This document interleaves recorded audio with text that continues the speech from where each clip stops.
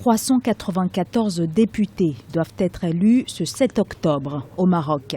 7000 candidats se présentent à ces élections législatives. Un scrutin présenté comme un face-à-face entre le Parti de la justice et du développement, à la tête du gouvernement depuis 5 ans, et le parti Authenticité et Modernité, réputé proche du pouvoir. Une bipolarisation donc, résultat notamment d'une gauche éparpillée. Les partis politiques au Maroc ont subi ces dernières années une véritable restructuration, mais aussi dans la division qui a pu renforcer à l'évidence le PJD.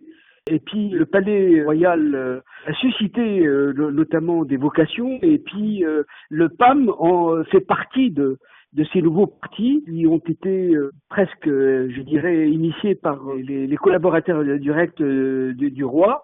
Aujourd'hui, cette bipolarisation va s'exprimer avec évidemment le bilan du PJD au pouvoir, à travers le gouvernement Ben Khéran. Du côté des électeurs, ils sont 15 millions à être attendus aux urnes. Et comme en 2011, peu d'engouement autour de ces élections législatives.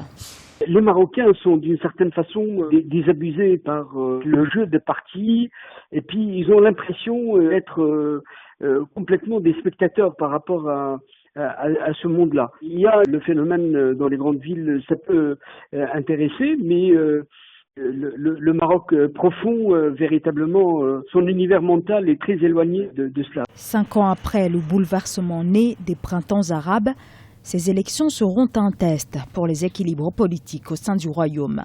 Même si les observateurs annoncent une confrontation entre les nationalistes du PJD et les libéraux du PAM, le spectre de l'abstention plane bel et bien sur ces élections.